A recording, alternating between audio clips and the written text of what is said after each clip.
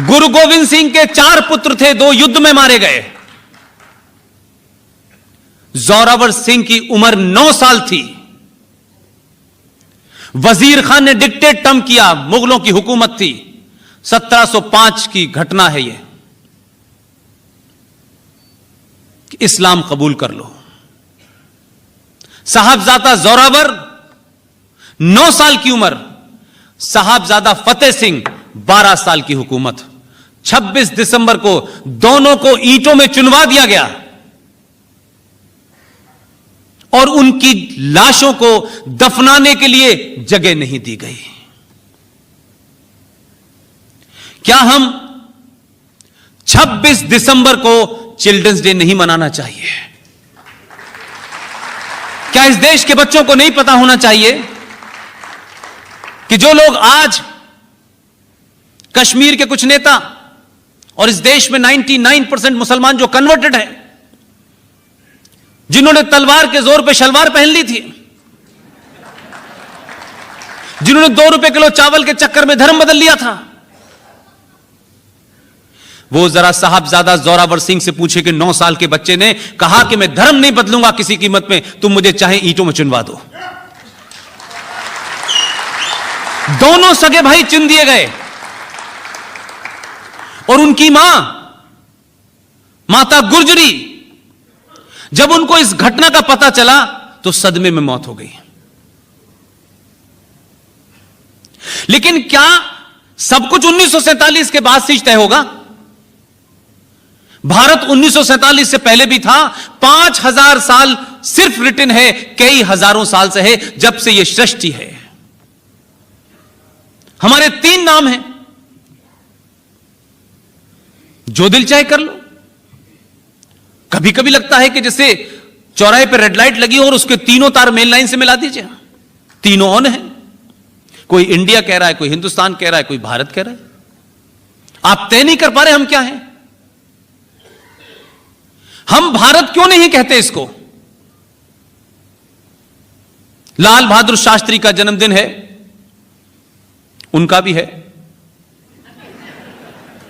वो सरकार का काम है, सरकार जो करती है वो करे। मेरे मन में जो हीरो है वो हीरो है, जो नहीं है वो नहीं है। किसी को बुरा लगता हो तो लगे। और दुनिया का कोई कानून मुझे अपना हीरो चुनने में मेरे लिए बाधा नहीं बन सकता कि ये कानून है, इसको हीरो मानूं। मैं नहीं मानता। मेरा हीरो सुभाष चंद्र बोस है, मेरा हीरो सावरकर है, शिवाजी है।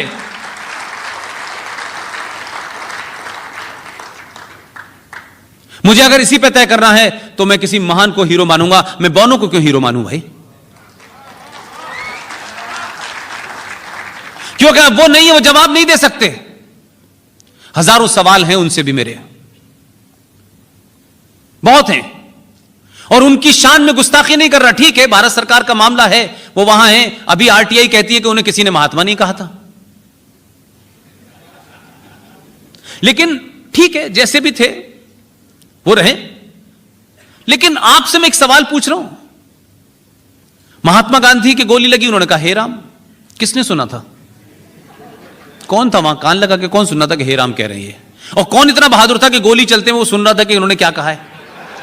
हमने क्या गढ़ा है यार? सच बात तो बोलो, सच तो कहो यार। हम तो किसी पद पे नहीं है, हमारी कौन सी सत्ता जा रही है?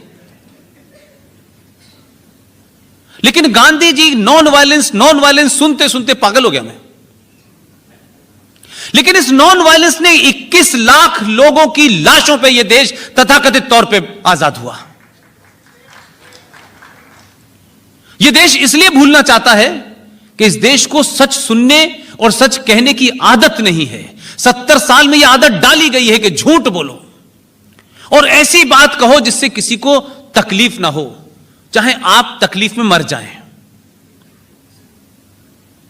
नोआखली का दंगा हो रहा था, बंगाल में जो दंगा हो रहा था, जो पंजाब में रेप हो रहे थे, यह उसी समय की घटना है जब दिल्ली में विजनरी प्रधानमंत्री अंग्रेजी में भाषण दे रहे थे और 15 अगस्त का झंडा फहरा था।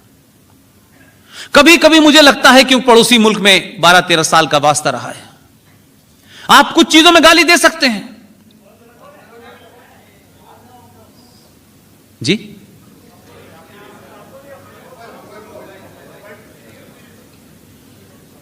ये आजादी का झंडा जब फहराया जा रहा था, 14 अगस्त 1947 को पाकिस्तान के बारे में आप कोई भी राय बनाएं,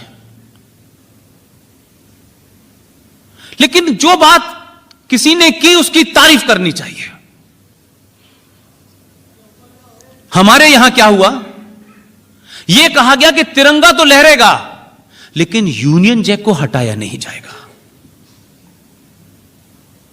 बड़ी मिन्नतें की गई, जिनको ट्रांसफरों के पावर मिली थी उनको लगा कहीं बाद में तो मैं अकेला रह जाऊंगा, ये तो बचाने आएंगे नहीं मुझे, लिहाजा बाद में यह कंप्रोमाइज हुआ कि यूनियन जैक को पूरे शान बान के साथ धीरे धीरे उतार के रख दिया जाएगा। लेकिन पड़ोसी मुल्क ने क्या किया, पड़ोसी मुल्क ने यूनियन जैक को उतारा, उसमें आग लगाई और फिर झंडा फहराया।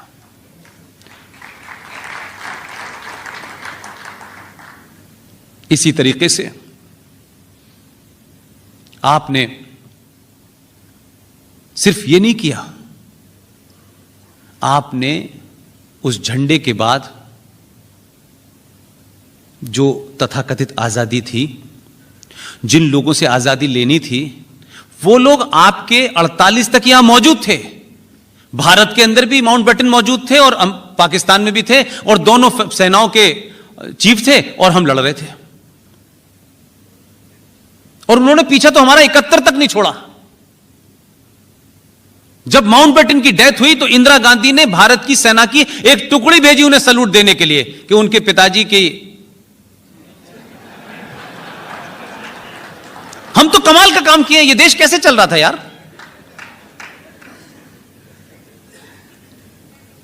इसलिए मैंने एक पूरी क्रोनोलॉजी बनाई कि सुभाष चंद्र बोस 21 अक्टूबर 1943 के अंदर आजादी की घोषणा करते हैं,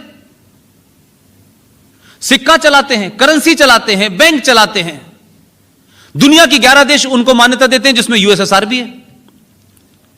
अब इसको मैं कॉन्स्पिरेसी न कहूं तो क्या कहूं कि एक शख्स 43 के अंदर मोइरान में आता है, पूरे नॉर्थ ईस्ट पे कब्जा कर लेता है, झंडा फहराता है, शौकत मलिक से कहता है आप जाइए दिल्ली के अंदर झंडा फहराइए, और वो आदमी भी गायब हो जाता है, और 47 आते आते सुभाष चंद्र बोस पता नहीं कहां चले जाते हैं। आज तक थ्योरी पता नहीं चलती है। ये तो भला हो कर्नल RSN सिंह और GD बख्शी जैसे लोगों का, इस लड़ाई को लड़ा, लड़ने के बाद जो तथ्य हैं वो असल बात है, इंपॉर्टेंट। सरकार बदली वो अपनी जगह है, लेकिन सरकार जिन बुनियादों पे बदली है, सरकार को हम 1 मिनट के लिए नहीं छोड़ने वाले हैं। जिस एजेंडे पे लाए हैं उससे एक कदम इधर से उधर नहीं होने देंगे। यह जिम्मेदारी आपकी है। वोट देकर के सत्ता में बिठाने के बाद जो लोग सो जाते हैं वो फिर 1000 साल तक गुलाम रहते हैं। पूरी ताकत के साथ सुभाष चंद्र बोस का केस लड़ा हम लोगों ने, साल भर में तमाम दुनिया के डॉक्यूमेंट से लाके प्रूफ कर दिया। आपके प्रधानमंत्री ने एक्सेप्ट किया, माना, तमाम तथ्यात्मक साबित हो गए, और देश में पहली बार, आज अक्टूबर है, यह ध्यान रखिएगा, पिछले अक्टूबर को भारत का प्रधानमंत्री 21 अक्टूबर को लाल किले पे जाता है और दोबारा से झंडा फहराता है। इसलिए कि ये अक्टूबर पे जाकर के झंडा फहराने की परंपरा, सुभाष चंद्र बोस क्या थे वो दुनिया और आज की जनरेशन देखेगी, आपको बताना नहीं पड़ेगा। जब वो बच्चा सवाल करेगा आपसे कि 2 बार झंडा क्यों फहराया गया है, तो पता चलेगा एक बार फ्रॉड है, एक बार ठीक है।